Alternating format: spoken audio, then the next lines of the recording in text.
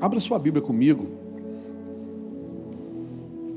Josué capítulo 5. Vocês estão se alegrando, hein? Você não estava?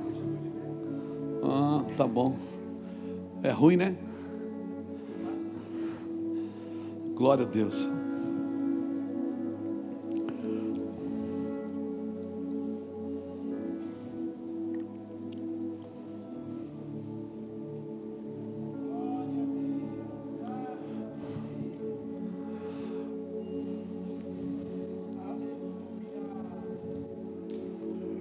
Josué capítulo 5. Ontem eu passei um tempo preparando as mensagens para pregar na conferência, mas, cara, está queimando no meu coração, eu não vou guardar para a conferência, não.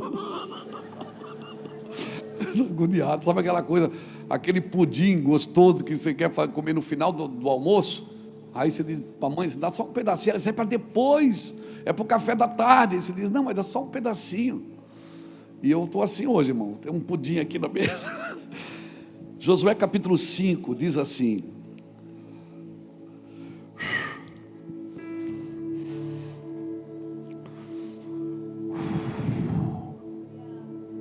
e sucedeu que, ouvindo todos os reis dos amorreus que habitavam deste lado do Jordão, ao ocidente, e todos os reis dos cananeus que estavam ao pé do mar,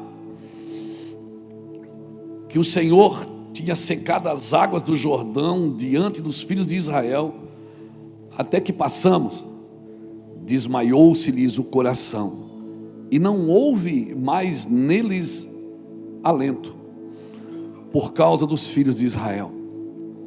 Naquele tempo, disse o Senhor a Josué: faze facas de pederneira e passa de novo,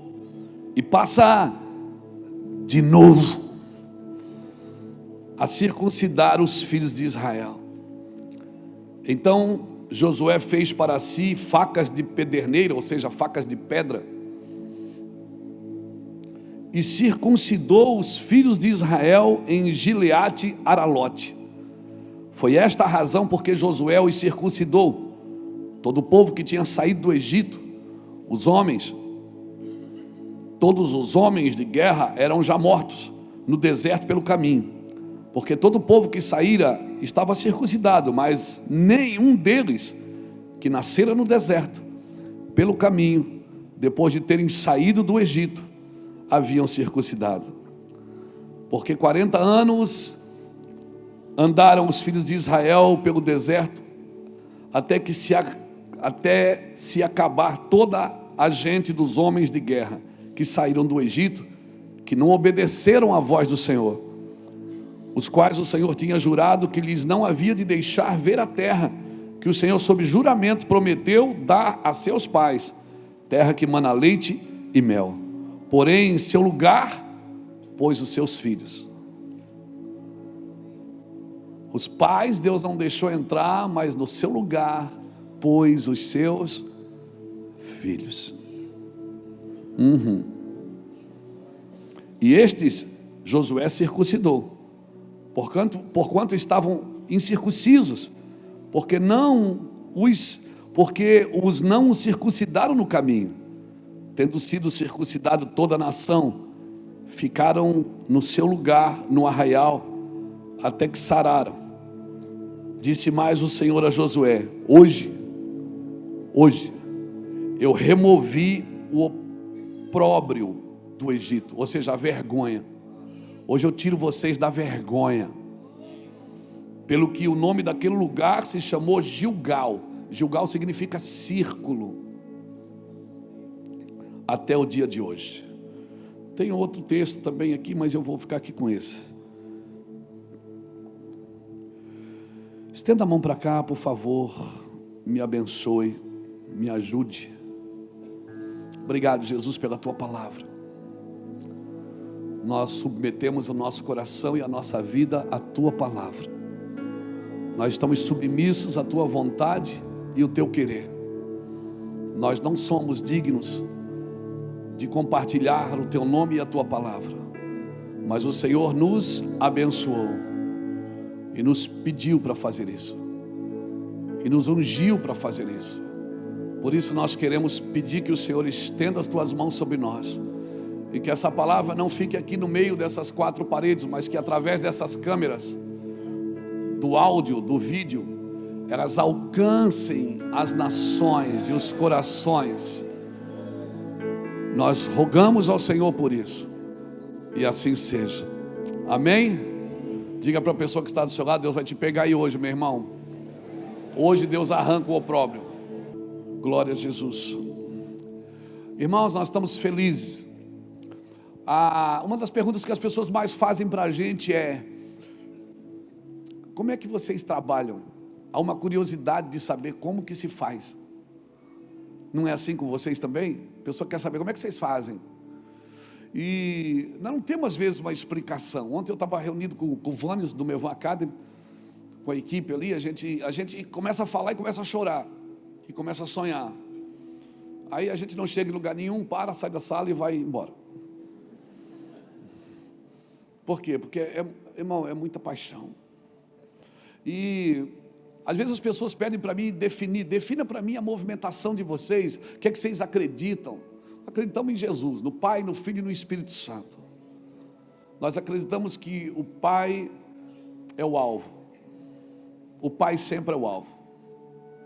Jesus é o centro. O Espírito é o único condutor.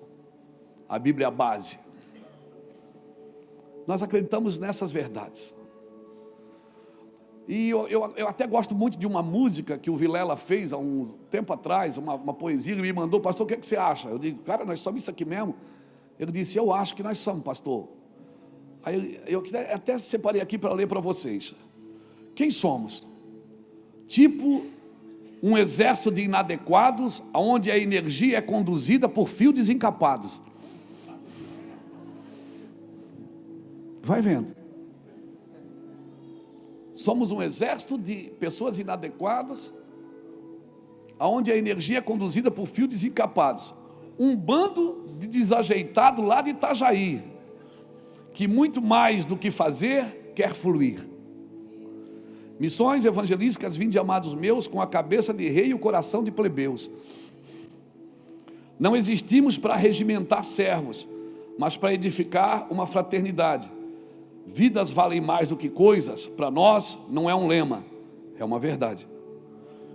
O poder que nos move é só o da Bíblia, e por esse poder que segue em frente, somos como aquele pingo gelado que surge do nada no meio do seu banho quente.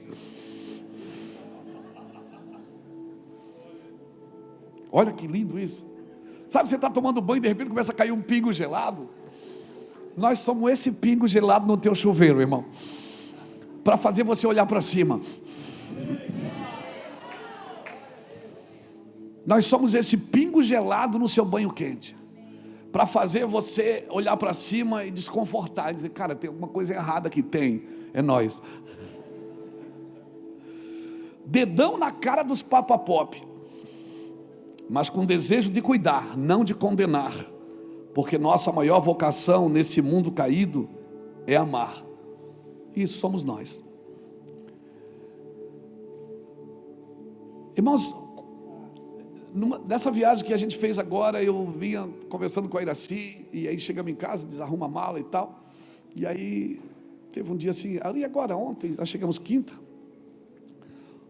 Eu estava meio assim, ontem, preparando a mensagem. Cada vez que eu sento com a Bíblia, que eu começo a preparar as coisas para falar, sabe, vem uma angústia tão grande. Eu acho que é o alfinetezinho de Deus, não deixando a gente se exaltar pelas revelações.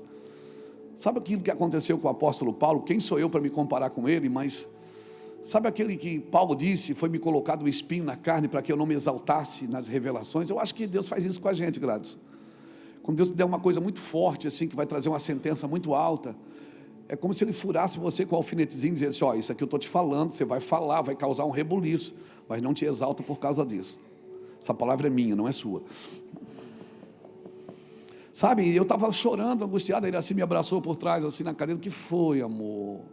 Não estás feliz? Eu digo: não, amor, estou. Eu só queria ter menos idade e entender tudo que eu entendo hoje. Ela disse: amor, Essa é a angústia de toda a terra. Todo mundo queria ter menos idade e entender mais. Você está entendendo no tempo de Deus. E você não vai morrer velho. Você vai viver uma eternidade, descansa, fica tranquilo. Todos nós queríamos entender mais, Saulo. Eu comecei com 28 anos, irmãos. As minhas pregações antigas você não dava conta de ouvir, porque o microfone estava dentro da boca.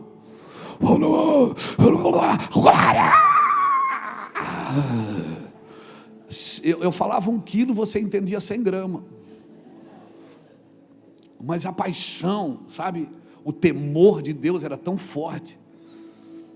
Mas com o tempo a gente foi descobrindo as Escrituras, descobrindo as verdades do Senhor. Elas foram se tornando vivas dentro de nós. E alguém me disse um dia, você vai perceber que à medida que você vai envelhecendo, você vai ficando mais... Eu ficava com medo, não, eu não posso perder isso.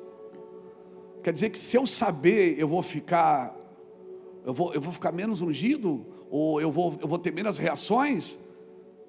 Ele disse, quando você saber mais, você vai perceber que você vai... Então, foi isso que aconteceu.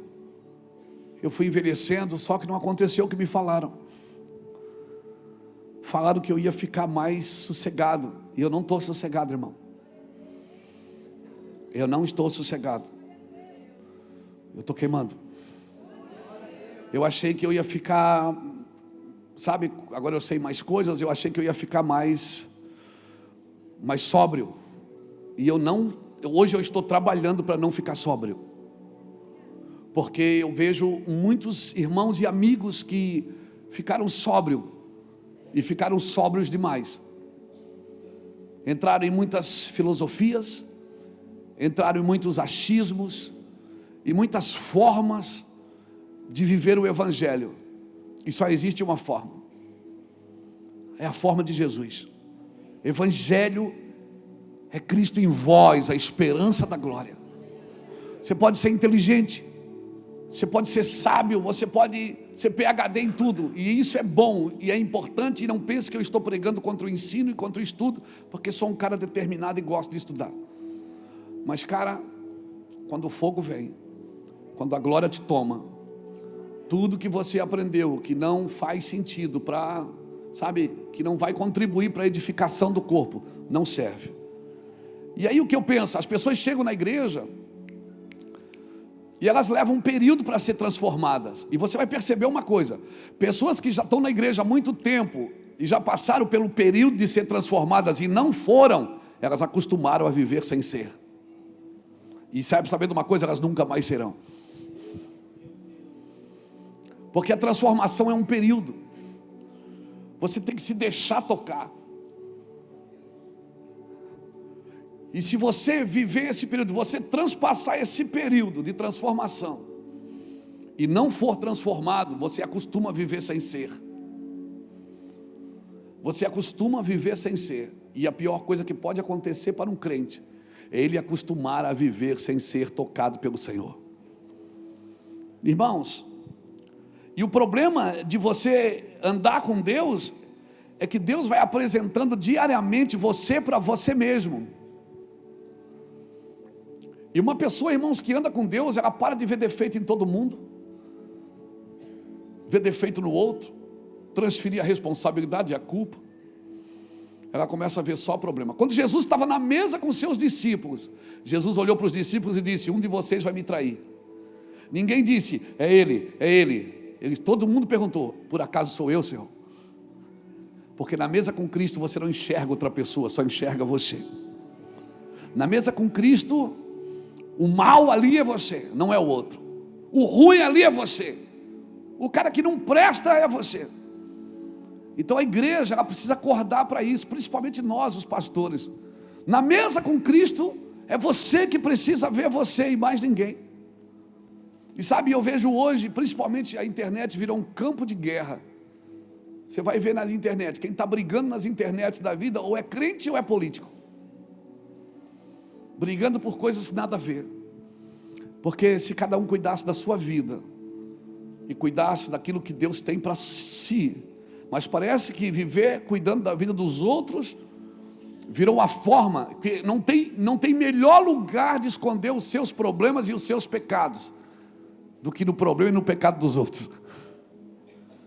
O melhor lugar para esconder você é no problema dos outros. Apresentando dos outros, você recua o seu.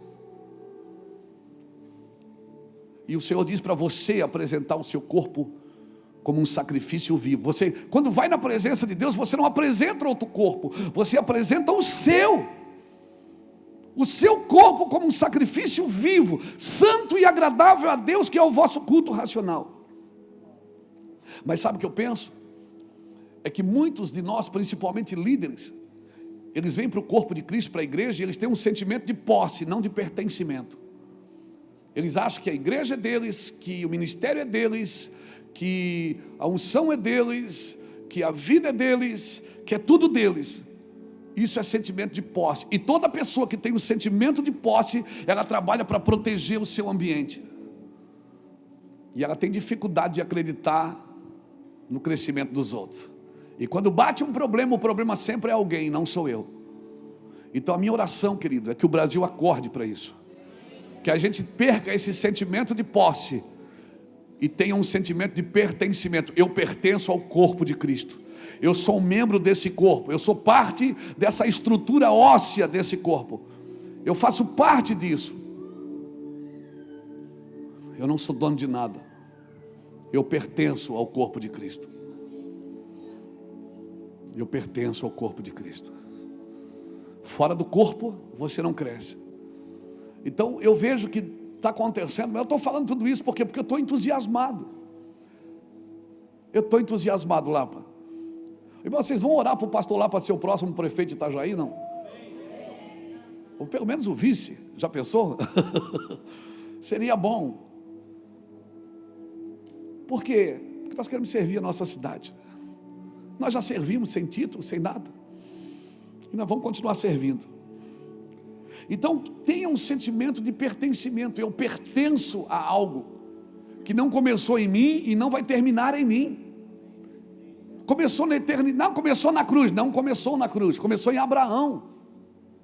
Em ti Deus falou para ele: serão benditas todas as famílias da terra. Foi para Abraão que Deus mostrou a cidade que descia do céu. Foi para Abraão que Deus pediu para sacrificar seu filho, o mesmo Deus que sacrificaria o seu. Deus estava pré-anunciando em Abraão o que ele faria com o seu filho Jesus. Foi através de Abraão que o Senhor... Então não começou na cruz, começou em Abraão, começou em Gênesis. E nós precisamos ter esse sentimento de pertencimento, irmãos, não de posse. Você vai ficar doente se você tiver que trabalhar para proteger e para controlar. Tem pessoas que você não vai poder ajudá-las, você tem que deixar elas errarem. Por quê? Porque elas precisam ter as suas experiências ruins. Às vezes nem seu filho você vai conseguir ajudar, nem sua filha. Por quê? Porque eles precisam ter a sua experiência com Deus. Deus não tem neto. E a pedagogia de Deus é no meio do sofrimento, no meio da dor, no meio da dificuldade. É das trevas que nasce a luz. Então eu estou tão entusiasmado com isso, irmãos. E quando eu leio esse texto de Josué, né, esse texto de Josué para mim é fantástico. Por quê, pastor? Porque eles estão 40 e tantos anos no deserto. A primeira geração morreu toda. Quando eles param diante do Jordão, Deus abre o Jordão para eles. As nações que estão ali perto, os povos, as etnias que estão ali perto, eles ouvem isso, que Deus fez o povo passar em lugar seco. Esse povo que estava na terra já ficou pensando: meu Deus, eles ficaram com medo, o seu coração estremeceu. Está aqui na Bíblia, né? Os reis dos cananeus que estavam aos pés do mar, que o Senhor tinha secado as águas do Jordão de diante dos filhos de Israel, até que passamos, desmaiou-se-lhes o coração, e não houve mais alento neles. Eles sabiam o quê? Esse povo, quando chegar aqui, acabou. Eu gosto muito de uma frase que o bispo Samuel falava: nós vamos lamber a terra. Não era assim, Saulo? Nós vamos lamber a terra. O bispo Samuel Francelino falava sempre isso. Nós vamos lamber a terra, nós vamos lamber a terra. Porque foi o que esse povo fez. Ele ia passando e ia lambendo tudo. Lambendo a terra. Ou seja, a cidade, a terra que eles iam tomar, o povo já tinha medo deles. Eles já chegaram ali, sabe? Já chegaram ali por cima, porque o povo que estava ali já estavam com medo deles, sabendo que Deus estava com eles. E Deus falou: vocês vão tomar e isso é de vocês. Mas o Senhor chamou Josué e disse: faz uma faca de pederneira, de pedra, e circuncida os filhos de Israel. Corta a pele do prepulso de todo ser masculino, de todo homem, de toda criança, de todo jovem, de todos aqueles que nasceram no deserto. Ou seja, eles nasceram no deserto, mas eles não são do deserto. Eles são meus. Eles eram filhos de Israel. A Bíblia chama eles diante de os filhos de Israel, os filhos de Israel.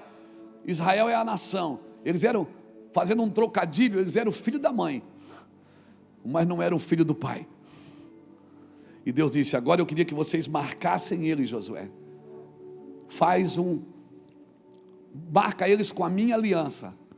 Foi a segunda vez que o povo é circuncidado em massa. A primeira foi com Abraão, e a segunda vez foi aqui. O que eu aprendo aqui? Deus estava dizendo: a terra é de vocês, o povo está com medo de vocês, tudo que eu prometi vai acontecer, vocês vão passar a terra, ela já é sua. Só que vocês não vão vencer pela força, vocês vão vencer pela aliança. Eu vou tirar a vergonha de vocês, a vergonha que vocês têm de ser escravos. Vocês saíram do Egito, mas hoje eu vou arrancar o Egito de vocês. Eu vou arrancar toda a vergonha, o opróbrio.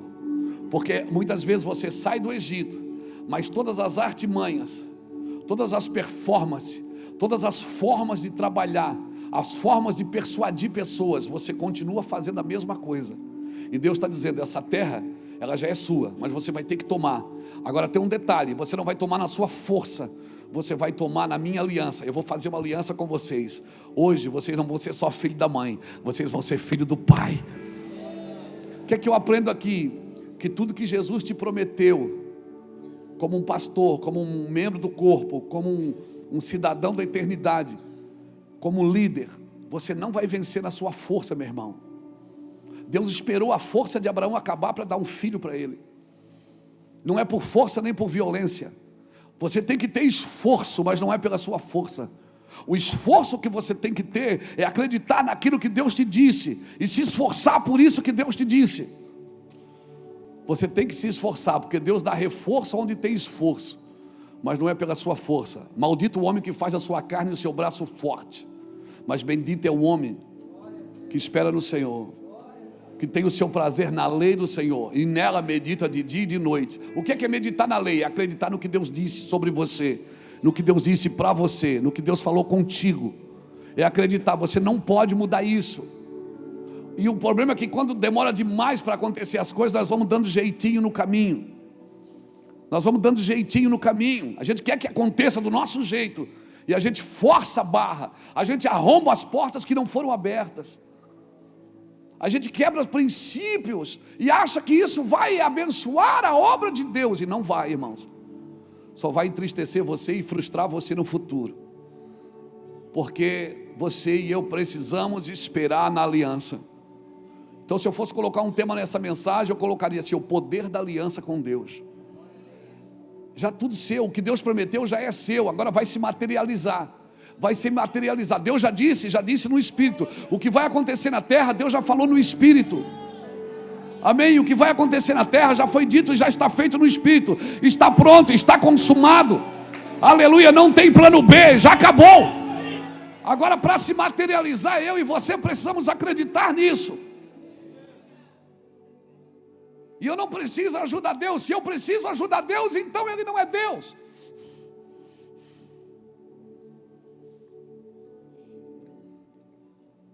Então Ele não é Deus. Deus não é o meu Deus, Ele é o Deus de toda a terra. Toda a terra tem um plano e tem um propósito nisso. Diga plano. Propósito. Irmão, qual é o propósito de Deus? O propósito de Deus é o alvo final. É quando você atravessa a linha de chegada. Esse vai ser o propósito. Quando você chegar na eternidade, Deus disser: filho amado, está consumado, entra para o gozo eterno. Isso é o plano de Deus, é o propósito de Deus. Mas para viver o propósito tem um plano, e o plano é diário. Deus pode mudar o plano no caminho, não pode? Mas o propósito não muda. Deus pode mudar o plano. Eu vou repetir: Deus pode mudar o plano, o propósito não. Paulo e Silas estão indo todo dia à casa de oração, Atos 16:16. Um dia Deus muda o plano, leva eles para a cadeia. Todo dia Paulo e Silas estão indo a caminho de oração, todos os dias. Vai uma mulher atrás, dizendo: que homem abençoado, que homem glorioso, que unção. E Paulo para e repreende a mulher, porque ela está elogiando. É interessante os apóstolos, eles repreendem quem elogia e celebra quem critica. Interessante os apóstolos. Eu queria ser assim, ainda não consigo não. O plano muda, o propósito não. Paulo e Silas estão indo a caminho de oração todo dia, Atos 16:16. Naquele dia, por causa dessa mulher, eles foram açoitados e foram colocados no cárcere interior. Mas à meia-noite, eles começaram a cantar. Aquilo que eles iam fazer, eles fizeram na cadeia. E porque fizeram na cadeia, Deus veio e arrombou as portas, derrubou as correntes, arrancou tudo. Deus arrancou tudo. Porque eles não iam para o templo, eles estavam presos. Mudou o cenário, mudou o plano, mas o propósito não mudou. Eles ainda adoravam a Deus naquele lugar. O problema é nosso, quando muda, às vezes o plano no caminho, a gente não sabe se comportar no novo plano de Deus, porque a gente acha que o propósito só funciona do jeito que a gente já conhece. Não, Deus vai mudar as coisas, irmãos. Deus vai mudar você no caminho. Amém? Paulo e Silas iam a caminho de oração, foram parar na cadeia. Paulo olhar para Silas e disse: Silas, vamos cantar, vamos adorar. Nós não íamos adorar, vamos adorar aqui mesmo. Ou seja, muda o cenário, mas não muda o propósito. Quando mudar o cenário, não mude o propósito, porque mudou o cenário. Mudou o governo do Brasil, você não pode mudar o propósito. Mudou a forma de fazer, você não pode mudar o propósito. Hoje não é a televisão e rádio, é a internet, mas não mude o propósito. Hoje é telão de LED, não é data show, mas não mude o propósito. Aleluia, mudou as nossas roupas, mudou a forma de fazer, mas o propósito é o mesmo. O problema é isso, que no momento de transição, muitas pessoas, por não entender, acabam transicionando tudo, e nem tudo transiciona. O que transiciona é o modelo, não o fundamento. O fundamento é o mesmo. Há um só fundamento. Ninguém pode pôr outro fundamento, a não ser aquele que já tem, que é Cristo. E cada um veja como constrói sobre esse fundamento. O fundamento da igreja é Cristo. Amém? E aí a gente bate no peito e diz: todas as coisas, Romanos 8:28, todas as coisas concorrem para o bem daqueles que amam a Deus e andam segundo o seu propósito. Todas as coisas concorrem para o bem daqueles que amam a Deus e andam segundo o seu... Sabemos que todas as coisas cooperam para o bem daqueles que amam a Deus, daqueles que são chamados segundo o seu propósito. Que andam segundo o seu propósito, é a mesma tradução. Todas as coisas cooperam para o bem, não cooperam? Mas para quem anda segundo o seu propósito. Porque quem não anda, não adianta distorcer para contribuir, não vai dar certo. Todas as coisas, você não adianta querer viver a sua vida e querer distorcer e encaixar as escrituras naquilo que você está vivendo. Ela não encaixa. Concorre para o meu bem, mas se eu for chamado, o que Deus tem para mim já está criado. Está concorrendo para o bem? Não. Estou perdido?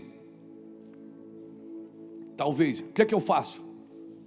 Eu não faço uma coisa nova. Você está me entendendo? Por isso que muitas coisas da nossa vida vão ficando inacabadas. Você começa e não termina, começa e não termina, começa e não termina, começa e não termina, começa e não... Por quê? Porque você não dá conta de esperar o propósito. Aí você muda o plano. Você não muda o plano, quem muda o plano é Deus. E para concorrer tudo de bom na sua vida, você não pode mudar o plano. É só Deus quem muda o plano. Todas as coisas concorrem para o bem daqueles que amam a Deus. Então como é que eu faço, pastor? É muito mais importante para mim eu conhecer o plano global de Deus para toda a humanidade do que conhecer o meu propósito. Só que hoje, vamos e viemos. Todo mundo é chamado no culto para dizer assim, ó, Deus tem um propósito na sua vida. É ou não é? Quem já ouviu isso? Vem cá que eu vou orar, Deus vai te destravar. Nós estamos mais preocupados com o nosso propósito pessoal que o propósito eterno de Deus. Nós achamos que Deus vai negociar a sua obra eterna por causa de mim. Não, é eu que tenho que abandonar minha vida. Então hoje, descobrir o propósito eterno de Deus é muito mais importante do que descobrir o propósito da minha vida. O que é que Deus tem para a humanidade? É isso? Eu estou contribuindo? Não, então eu preciso mudar. Mas nós não, nós somos atraídos para o púlpito, atraídos para a igreja, por causa do meu chamado. Até porque o chamado não é seu, é de Deus. Se você achar que o chamado é seu, você vai usar para você. O chamado é dele. Não é o chamado que é seu, é você que é do chamado. A missão não é sua, você que é da missão. Porque se você parar a missão continua. E essa é a hora que você diz, ai, aleluia. Esse é o problema, é que nós temos sentimento de posse e não de pertencimento. E porque temos o sentimento de posse, queremos distorcer o céu para nós. E não queremos distorcer a nossa vida para servir aos céus. Então você vai ter que abandonar sentimentos, desejos, vontades. Você vai ter que abandonar algumas coisas que não contribuem com o propósito eterno de Deus. E é muito difícil eu abandonar algumas coisas, porque afinal de contas eu fui atraído para a igreja para Deus mudar a minha vida. E Deus não quer mudar a sua vida, Deus quer matar você. Para você parar de viver a sua vida e viver a vida de Cristo, porque Cristo em vós é a esperança da glória. Ele morreu pela sua vida, para você morrer pela vida dele. Pegou? E nós vamos para o culto, vamos para a igreja, vamos para os seminários, vamos para a escola bíblica para melhorar de vida. Deus não quer melhorar a sua vida. Você quer transformar a sua vida. E se você não for alegre no propósito de Deus, esquece. O homem é movido por três coisas. Ele vive por propósito, por necessidade ou por prazer. O homem vive por propósito, por necessidade ou por prazer. Tem gente que vive a sua vida só pelo prazer. Tem gente que vive a sua vida só por necessidade. Mas tem gente que vive a sua vida por propósito. E a diferença de viver o propósito é que se você vive o propósito de Deus, certamente você não vai cair em necessidade e nem em prazer. Não vai se perder pelo prazer, porque você vai achar prazer e fartura no propósito de Deus. Por isso que muita gente que perderam o propósito vão para a internet criticar os outros que estão vivendo o propósito. Se você perder o propósito, você vai entrar em necessidade. Pastor, mas eu estou em necessidade. Não confunda necessidade com miserabilidade. Porque você não precisa ter falta de alguma coisa para viver miséria. Tem gente que é rica e vive uma miséria emocional, vive uma miséria financeira. Tem dinheiro guardado, mas não gasta. Tem coisas escondidas, tem coleções de joias e coisas, mas não usa um anel. Por quê? Por quê? Isso não tem a ver com propósito. Você está me entendendo?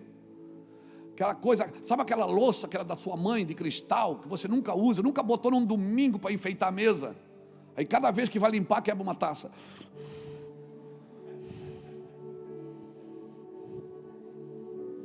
De vez de botar a mesa, né? Aquelas toalhas de crochê bonita, né? De botar a mesa, de botar aquelas taças lindas, aqueles pratos decorados à mão. Não, era da minha mãe, pelo amor de Deus. Aí cada vez que limpa, quebra um. Não desfruta. Não aproveita. Por quê? Porque não, é para guardar. Quer guardar alguma coisa? Guarde o seu coração. Porque é dele que procede as saídas da vida. Sobre tudo que deves guardar, não guarda o prato da mãe, nem a taça do pai. Guarda o teu coração, porque é dele que procede as saídas da tua vida. Aí uma pessoa que vive assim oprimida, quando ela vê alguém desfrutando, ela acusa. Uma pessoa que vive oprimida e quer saber macho velho, como diz o cearense, né, Beto? Quer saber, macho velho, tu não precisa ir para a Itália para desfrutar. Tu pode sair para comer um cachorro quente aqui na Stefano José Vanoli. Porque o desfrute não está na não. O desfrute está em quando você acha um lugar em Deus. Você desfruta em qualquer lugar, irmão. Você desfruta. Eu desfruto aqui no Promorar. Eu desfruto no Vassourão. E desfruto na Itália. Desfrute em qualquer lugar. Aproveite a sua vida, aquilo que Deus tem para você. Amém? Não aproveita, o cara não tem coragem de fazer nada. Oprime os filhos, oprime a família, oprime a igreja. Por causa do controle, por causa do sentimento de posse. É tudo meu. Quem diz é meu são as crianças, não são os adultos. E se o herdeiro for um menino, de nada ele difere de um escravo, ainda que ele seja senhor de tudo. Então entenda isso. É muito mais importante para mim eu conhecer o plano global de Deus para toda a humanidade. Porque o plano da minha vida tem a ver com o plano global de Deus para toda a humanidade. E se eu quero entender Deus, o que Deus quer da minha vida, eu preciso entender o que Deus quer para toda a humanidade. O plano global de Deus tem a ver com antes do plano individual. Marque isso, se você trouxe uma caneta para anotar, ou anote no seu iPad, iPhone, aí alguma coisa. O plano global de Deus tem que vir antes do plano individual para a minha vida. O plano é o processo para cumprir o propósito, para chegar no alvo final. Deus tem o alvo final. E nós precisamos conhecer o plano de Deus. E aí aqui que eu entro. O plano de Deus para a sua vida envolve Babilônia, envolve o Egito, envolve negócios, envolve dinheiro, envolve política, envolve artístico, envolve tudo, irmão. O problema é que nós ficamos aqui na beirada da estrada jogando pedra na Babilônia. E a gente esquece que a gente pode acertar a cabeça do irmão Daniel que está lá. O irmão Daniel está lá na Babilônia. E não foi o diabo que levou ele. Foi Deus. Cuidado quando você fica jogando pedra. O mundo do diabo. É do diabo. Cuidado para você não ficar jogando pedra no Egito para não acertar a cabeça do Zé. Porque quem levou o irmão José para o Egito não foi o diabo, foi Deus. Porque isso fazia parte de um propósito. E Deus esquematizou um plano. Ah, meu irmão, quando eu e você entendemos isso, cara, quando você entende isso, essa é a aliança. Eu tenho uma aliança com Deus. Eu fui circuncidado no meu órgão reprodutor. E se eu fui circuncidado no meu órgão reprodutor, eu não tenho medo de me multiplicar em todos os lugares da terra. E eu não estou falando isso sexualmente. Eu estou falando, entenda o que Deus quer de você. Porque senão você vai ficar enclausurado no meio de 4 paredes, numa estrutura que você construiu e ainda acha que é dono dela.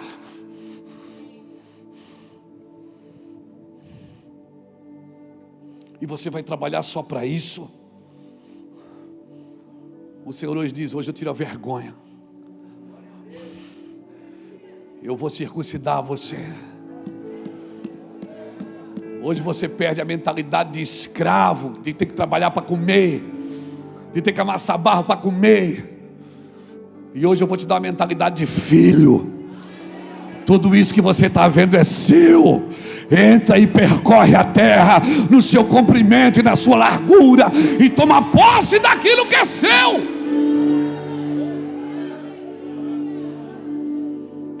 É seu. Hoje eu tiro essa mentalidade de escravo, que você tem medo de não ter comida de noite, esconde debaixo do travesseiro. Coisas que a gente vive lá na casa de recuperação. Lá na casa de recuperação, de vez em quando, o pessoal que trabalha lá faz um pente fino, acha comida debaixo do travesseiro. Hoje não mais, talvez. Acha coisa escondida debaixo do lençol. Por quê? Porque aquele menino veio da rua, ele ganha comida, talvez de noite não vai ter, então ele esconde para comer depois. E a gente tira debaixo da fronha dele, do travesseiro, do colchão, e diz: filho, não precisa, a cozinha está ali, o cozinheiro está ali, daqui a pouquinho o sino tim vai bater e a mesa vai estar posta para você. Você não precisa esconder mais para comer, a comida está na mesa, é sua. Amém? Ei, se você quer comer sozinho, o seu lugar não é na igreja, porque a igreja é a mesa coletiva de Deus. Você não pode comer sozinho. Por isso que a Bíblia: quem for maior, tenha paciência com o menor. Quem tiver mais, reparte com o que não tem. Sabe o que Deus está dizendo? Eu te proíbo de comer sozinho na minha mesa.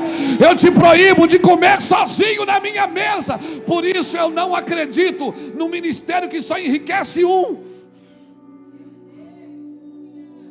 Eu não acredito no ministério que só aparece um, que só enriquece um, que só um é aplaudido, que só um é reconhecido. O céu, quando constrói, diz: façamos nós. O céu, quando cria, ele pluraliza a criação. Ele diz: façamos nós. Alguém levante a mão e diga: eu estou entendendo, pastor. Eu estou entendendo isso, pastor Luiz. Nós somos plurais. Nós somos uma comunidade de três: Pai, Filho e Espírito Santo. Deus hoje vai arrancar a sua mentalidade de pastor escravo.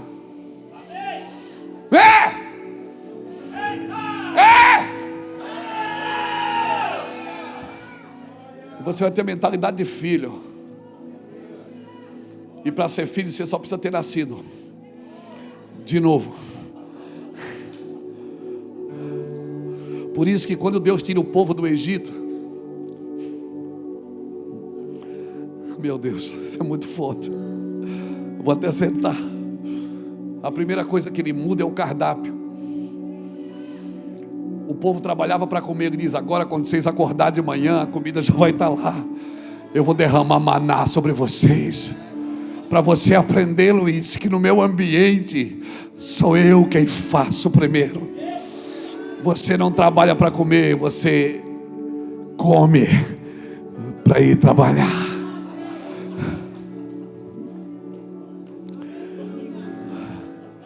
Sabe o que Deus estava dizendo? Quem dava comida para vocês, era Faraó. Vocês tinham que fazer alguma coisa para ele, para ganhar a comida dele. Agora para mim não. Para mim vocês só precisam me obedecer. Não tome mais decisão por aquilo que você tem que fazer. Tome decisões por aonde você tem que estar. Porque aquilo que você tem que fazer está exatamente onde você precisa estar. Então, antes de procurar o que fazer, procure o lugar que você precisa estar.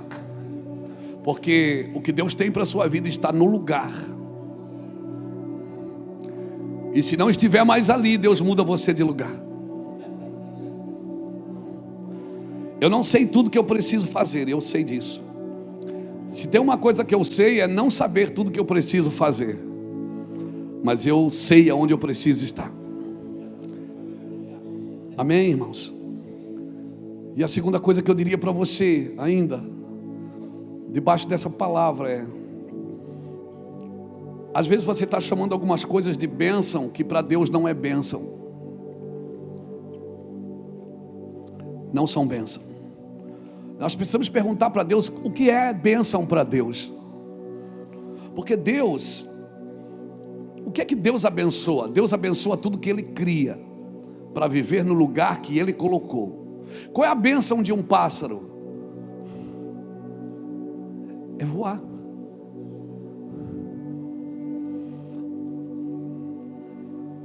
Qual é a bênção de um peixe? É nadar.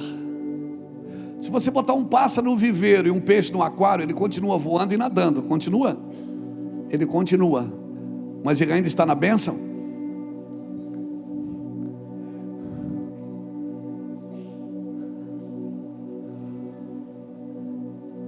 Não. Se você colocar um peixe no aquário, ele está nadando, mas ele não está na bênção que Deus o criou. Ele está nadando para você, que é dono do aquário. E se você botar um pássaro no viveiro, ele está voando para você, que é dono do viveiro. Mas não é a bênção que Deus tem para ele. Por isso eu não prendo ninguém, irmãos. Eu quero que as pessoas vivam na bênção que Deus tem para elas. A bênção é a ordem de Deus para aquilo que foi criado, funcione para aquilo que foi criado. Então você não precisa pedir bênção para fazer algo. Você precisa entrar na bênção que você nasceu para ser. Qual é a bênção de um homem? Quando Deus criou um homem, qual é a bênção que Deus disse para ele? Domine o homem sobre todas as coisas. Aí o homem quer dominar pessoas. E dominando pessoas ele sai da bênção. Porque ele foi chamado para dominar coisas. Para que Deus te salvou? Para ficar salvo? Não, para você voltar à sua bênção. Para você voltar a domínio. Então a bênção de um homem é dominar sobre todas as coisas. Quando Deus cria Adão, ele disse o quê? Domine sobre as aves do céu, sobre os peixes do mar e sobre os animais da terra. Os 3 ambientes que o homem domina: terra, céu e mar e água. O homem foi chamado para o domínio, não para o controle. O controle é de Deus.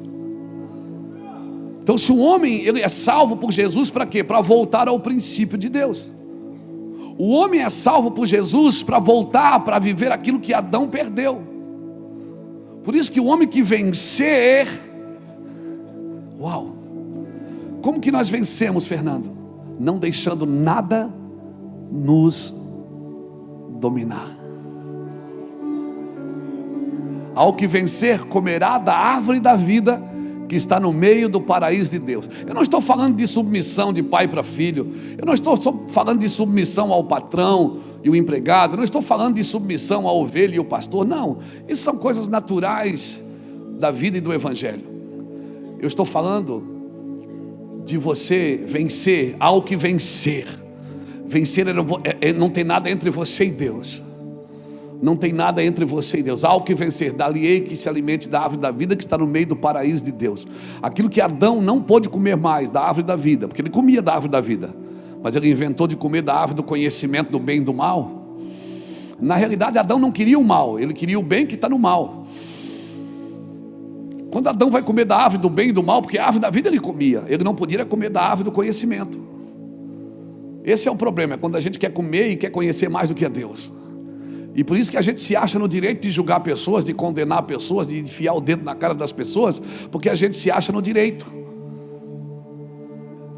Quer saber? É porque paramos de comer da árvore da vida. Volte a comer da árvore da vida, que você vai querer deixar todo o conhecimento com Deus. E cada vez que você precisar de alguma coisa, Deus te dará. Quando você precisar de uma verdade para ajudar alguém, para servir a mesa, Deus vai te dar essa verdade. Você não precisa pedir bênção para fazer algo. Você precisa entrar na bênção que você nasceu para ser. Bênção significa que foi colocado no lugar que deveria existir. Para chegar ao propósito, eu preciso passar pelo plano. Bota isso na sua cabeça. Nós queremos um plano sem aflição. E Jesus deixou bem claro: no mundo tereis Ele está dizendo o seguinte: o meu plano tem aflição, o meu plano tem angústia, o meu plano tem perda, o meu plano tem renúncia. E parece que isso não faz mais parte de Deus. Nós tiramos isso do processo. Não viva, cutuca alguém e diga: não viva o evangelho sem aflição.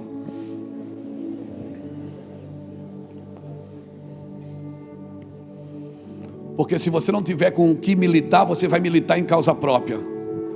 Quando nós começamos, a gente começa com muita paixão. Por isso que essa semana, ontem, eu estava em casa angustiado. A gente começa com tanta paixão, tanta vontade de fazer, a gente quer mudar o mundo. Tem coisas que você gerou pela paixão que você carrega, mas eu e você ainda não temos o entendimento para nos mover nela. Não temos o entendimento. Precisamos do entendimento. Irmãos, tem uma coisa que tem muito nessa geração: é ideias. Todo mundo tem uma ideia, gente. Eu mesmo tenho uma a cada 10 minutos. O problema é que é a geração de ideias sem direção. Nós não precisamos de uma nova ideia, nós já temos uma eterna. Quem tem uma eterna não precisa de uma nova ideia. E se tiver que acontecer algo novo, deixa que Ele faz. Ele vai fazer algo novo. Deixa que Ele faz, porque para Ele é novo. E será novo para nós, se deixarmos Ele fazer. E Ele gosta de fazer novo, porque Ele faz tudo novo de novo. Ele já fez isso. Em alguma geração Ele já fez o que está fazendo. Esse é o nosso problema. As pessoas têm muitas ideias do que direção. E sabe, quando você tem muita ideia sem direção, você procura alguém para te dar direção. E também às vezes acaba batendo na porta errada. Vou pedir direção para quem não tem direção, e muito menos ideia. Quando você tiver uma ideia, põe na mesa para Jesus. E procure pessoas que têm o mesmo coração. Procure pessoas que querem a mesma coisa. Se uma sociedade perder a capacidade de enxergar o óbvio, essa sociedade, ela perderá o evangelho de vista. O óbvio, Cristo. O óbvio é Cristo. O óbvio do evangelho é Cristo. Se eu e você perdemos isso, já era. Você não ensina isso. Convicção você não ensina.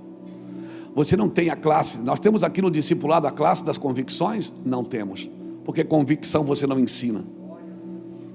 Convicção você tem e você afeta os outros com a sua convicção.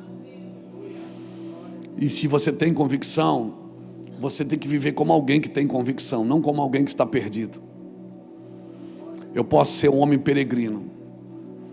A igreja, ela é peregrina, mas ela não é andarilha.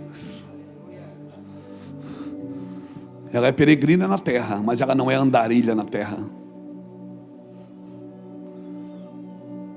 Uma vez nós estávamos fazendo evangelismo e paramos para um andarilho e perguntamos para ele: você está indo para onde? Ele disse. Ele começou a rir. Disse: por quê? Eu não tenho para onde ir. Então eu acordo de manhã, eu não preciso ir para lugar nenhum, porque eu não tenho direção. Tá, mas você veio da onde? Eu vim de uma cidade, passei por outra e fui passando por outra. Ele não sabe de onde veio e nem para onde está indo. Mas esse não é o testemunho de Jesus. A igreja sabe de onde veio e sabe para onde está indo. E se uma igreja que sabe de onde veio e sabe para onde está indo, ela não precisa de mais nada para lhe dar direção. Ela já sabe para onde está indo. Ela tem que ter essas convicções na sua vida. Então separe sua função da sua identidade. Você não é porque faz. Você faz porque você é. Porque um dia a sua função vai acabar. Quando eu ficar velhinho, bem velhinho, talvez eu não vou ter mais força para pegar um avião e ir para outra nação. Talvez eu não vou conseguir segurar o microfone, vou ter que usar aquele da Madonna. Mas as minhas convicções, elas precisam estar atentas e alertas e vivas dentro de mim. Separe então a sua função da sua identidade, porque um dia você pode perder a função. O que você não pode perder é a sua identidade. Deus pode mudar o plano, pode mudar a sua função. O que você faz é que deve estar firmado no que você é. Você é para fazer, você não faz porque é. Ou melhor, você é para fazer, mas não é porque faz. Você não é porque você faz. Você é para fazer aquilo que Deus te chamou. Por quê? Porque Deus pode mudar você. O Deus que você serve, Ele tirou Nabucodonosor do trono e colocou no pasto. E tirou Davi do pasto e colocou no trono. Deus é um Deus que muda os planos, não o propósito. Eu sei os planos que eu tenho para vós, planos de paz e não de mal, para vos dar uma esperança e um futuro. Então orareis e me achareis, quando me buscares de todo o vosso coração. Sabe o que é buscar de todo o coração? É dizer assim: eu me desarmo e eu quero viver o que o Senhor tem. O que é que o Senhor tem? Me diga que eu abandono todo o resto. Isso é viver de todo o coração. Os planos do Senhor não podem ser frustrados. Eu vou vivê-los na íntegra. E aí o problema é que quem está fora dos planos e dos projetos, e vê alguém às vezes dentro do plano, ele fica criticando e batendo, porque é a única coisa que lhe resta. É a única coisa que lhe resta. Não faça isso, querido.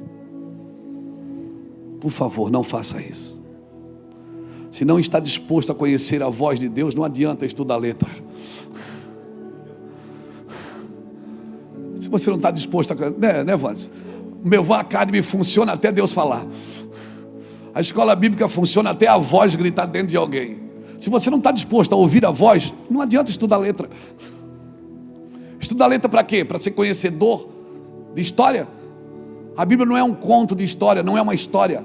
A Bíblia não é para contar história, é uma realidade de vida. A Bíblia não é um livro de história, é um livro de realidades. E por isso, você não pode só ensinar a Bíblia.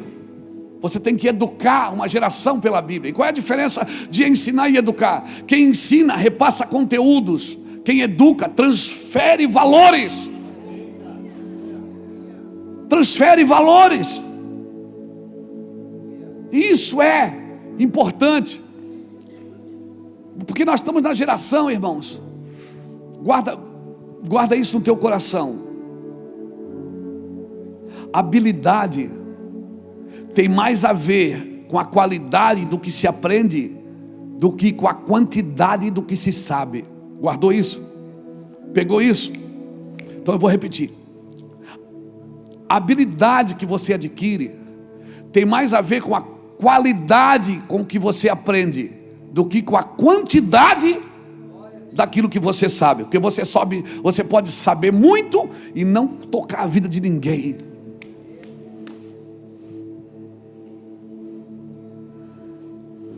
Você pode saber demais, e é importante saber. Meu povo é destruído por falta de conhecimento. Como é importante saber, mas saber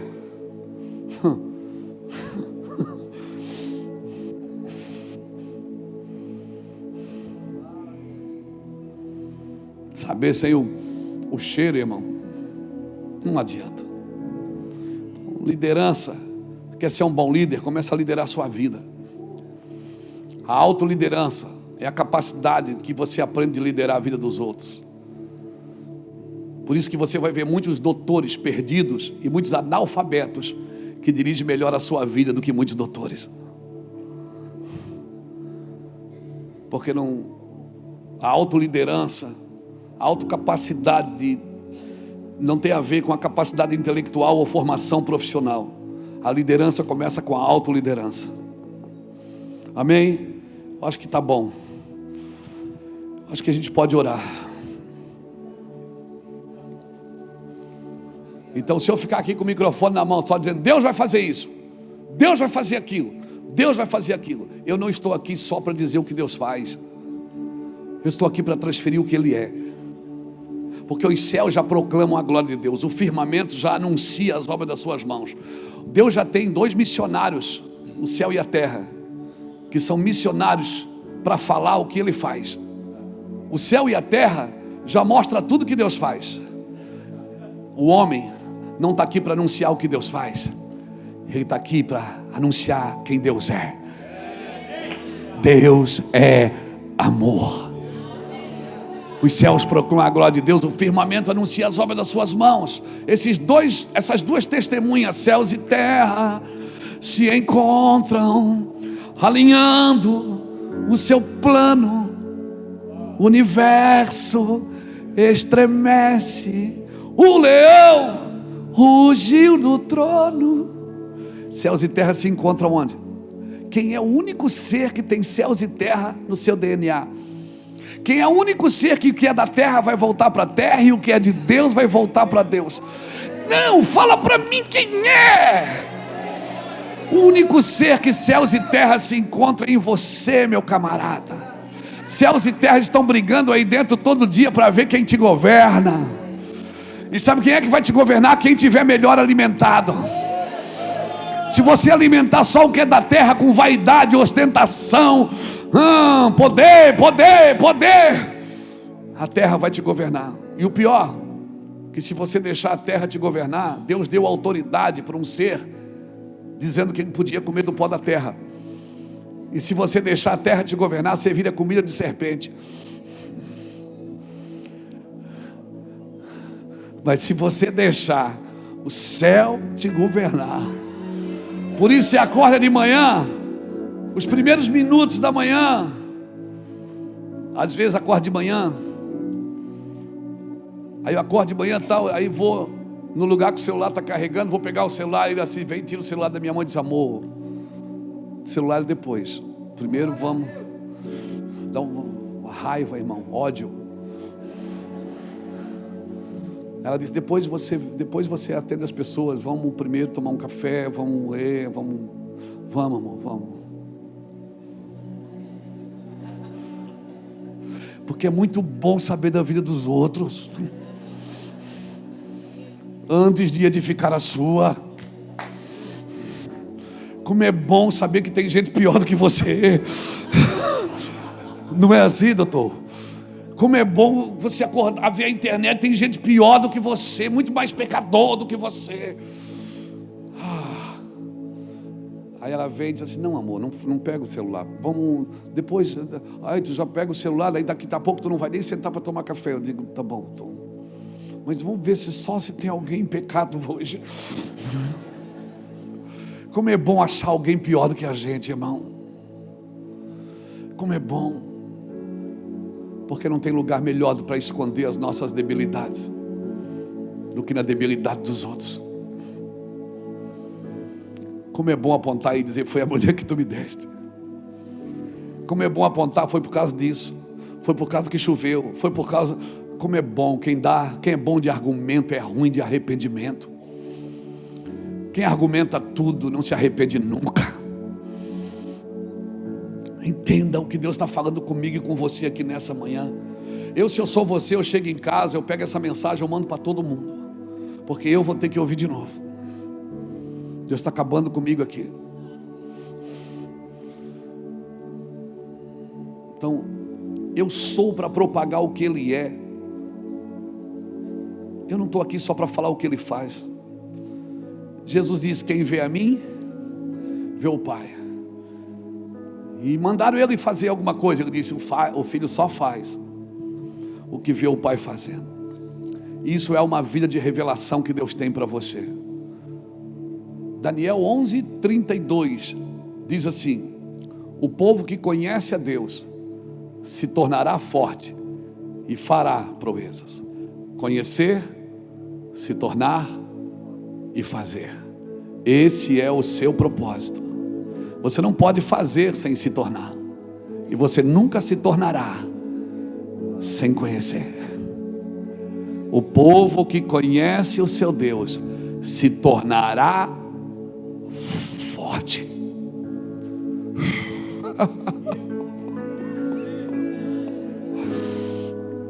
E fará proezas. Você precisa de uma nova revelação para o seu ministério. Você precisa conhecer o Deus que te chamou. Conhecer, se tornar. Mas eu já curo enfermo, pastor.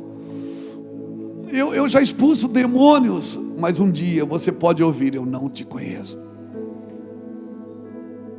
Trabalhar para Deus não te aprova. O que te aprova é conhecê-lo. O que te aprova é aquilo que aconteceu com Jó. Ele chegar para o diabo. Deus fez um culto, o diabo apareceu. E ele disse: tens visto o meu servo Jó? Não tem homem na terra como ele. Cara, uma coisa é você preparar um culto para falar de Deus. Outra coisa é Deus preparar um culto para falar de você.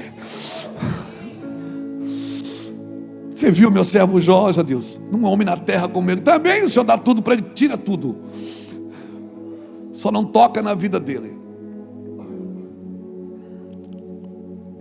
Pode ver que ele perdeu os filhos, perdeu os bens, perdeu as terras, perdeu tudo, só não perdeu a esposa. Por que Deus não deixou o diabo tocar na esposa? Porque Deus disse: não toca na vida dele. E os dois são uma. Pegou. Então quando a sua esposa ficar doente, você pode dizer: eu sou carne com ela, ela é carne comigo. Põe a mão. Você tem essa. Ninguém tem mais legalidade de orar pelo seu cônjuge do que você. Vocês são uma pessoa só. Pegou isso no seu espírito?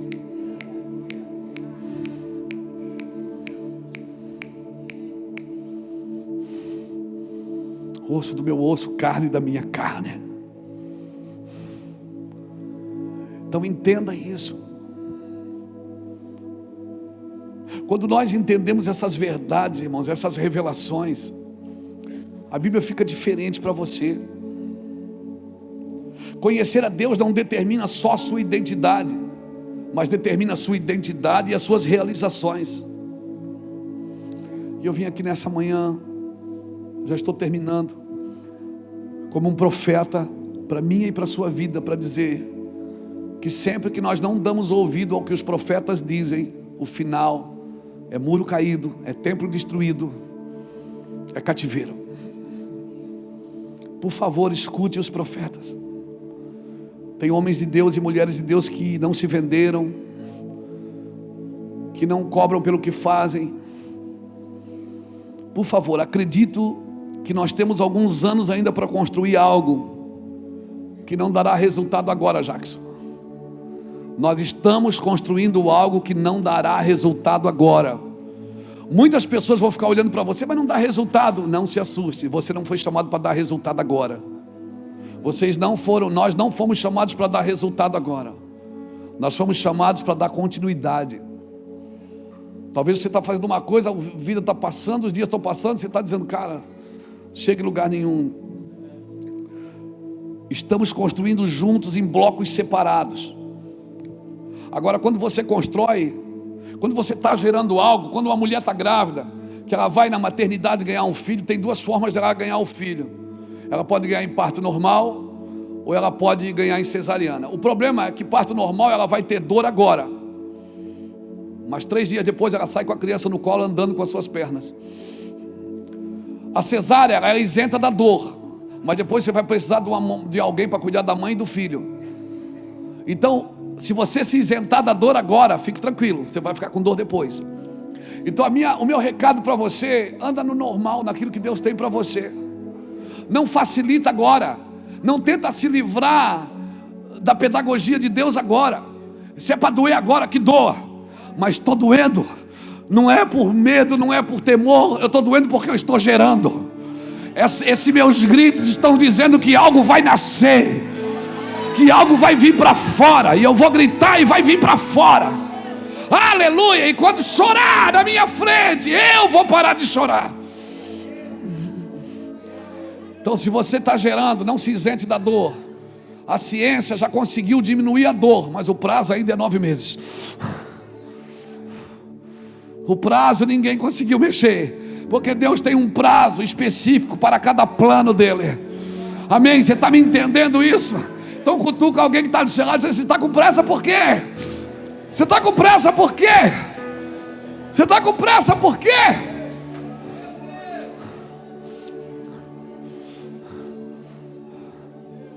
Vou circuncidar você, vou tirar a vergonha.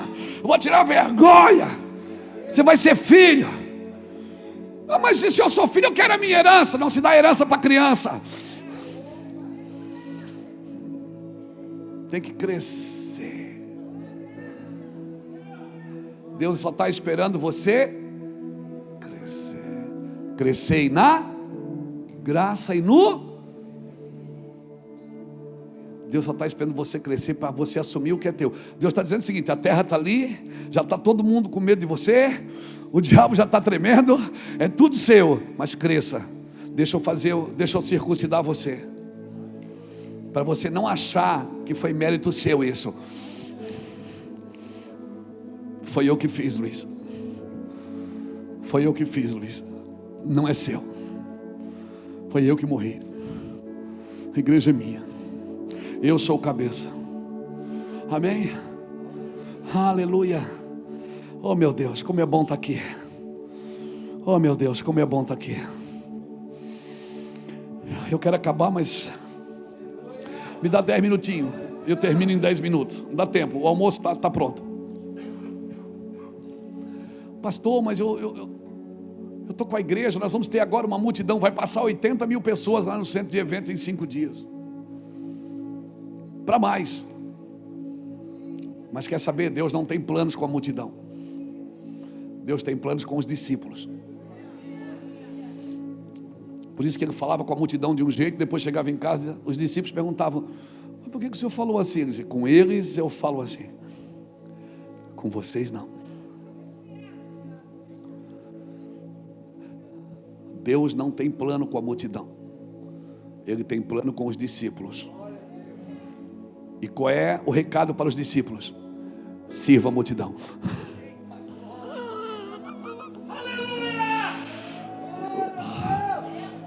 O problema é que você cobra uma coisa da multidão que Deus não está cobrando dela, está cobrando de você. Você cobra uma coisa da multidão que Deus não cobra deles, cobra da gente. Não seja de vós muitos mestres. Não seja de vós, você quer título, você quer cargo, você quer... Não seja de vós muitos assim, porque sobre vocês é um pouquinho, o negócio é um pouquinho mais arrochado. E aí nós vamos para o púlpito cobrar da multidão uma conversão, uma cura que muitos de nós ainda não fomos curados. Ai, aleluia. Eu oro por uma liderança saudável. Ai, eu oro por uma liderança saudável.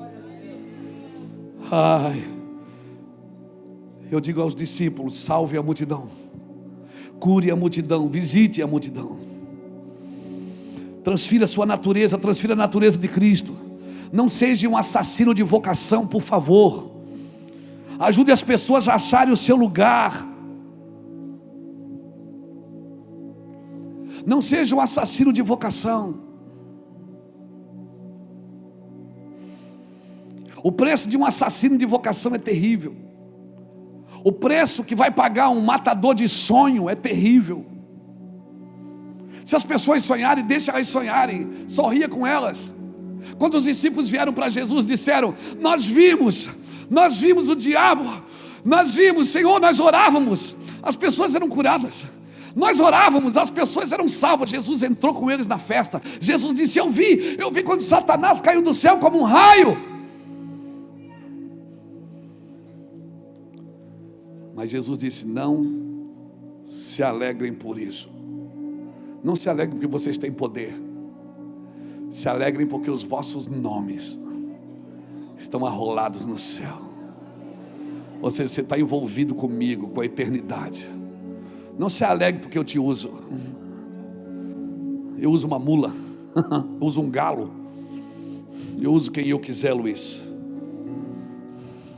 Um homem que serve de pedra de tropeço para outros pagará um grande preço na sua descendência. Anota, porque isso não é uma praga de Luiz Hermínio, não. Isso é Bíblia. Um homem que serve de tropeço para outros homens pagará na sua descendência um preço muito caro.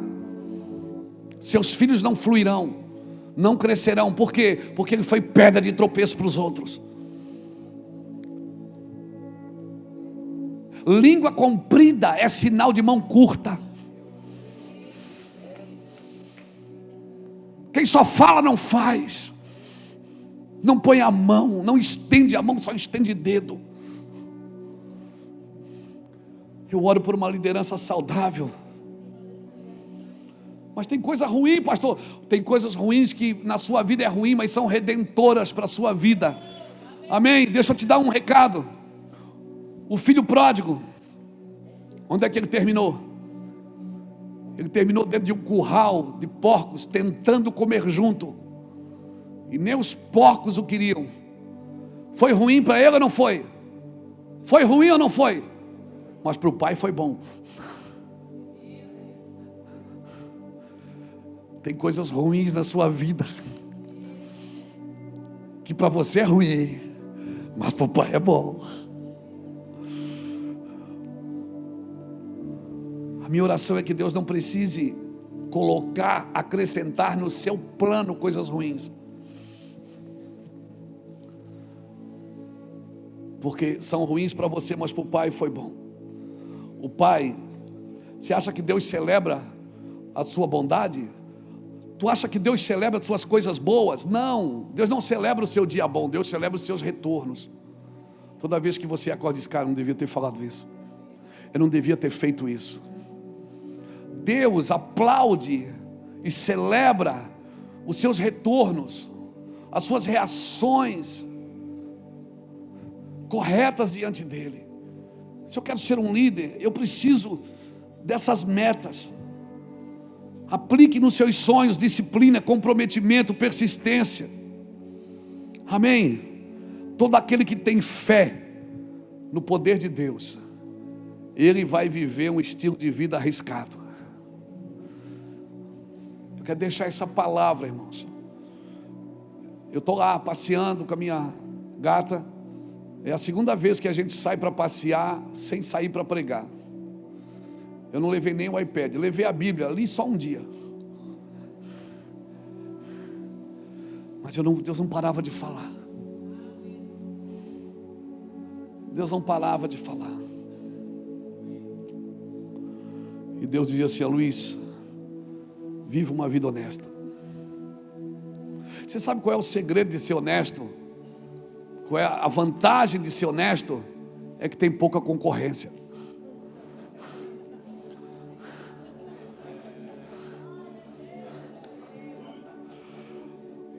Esse papo que você tem que levar vantagem em tudo, que o mundo é dos espertos, o mundo é dos ungidos.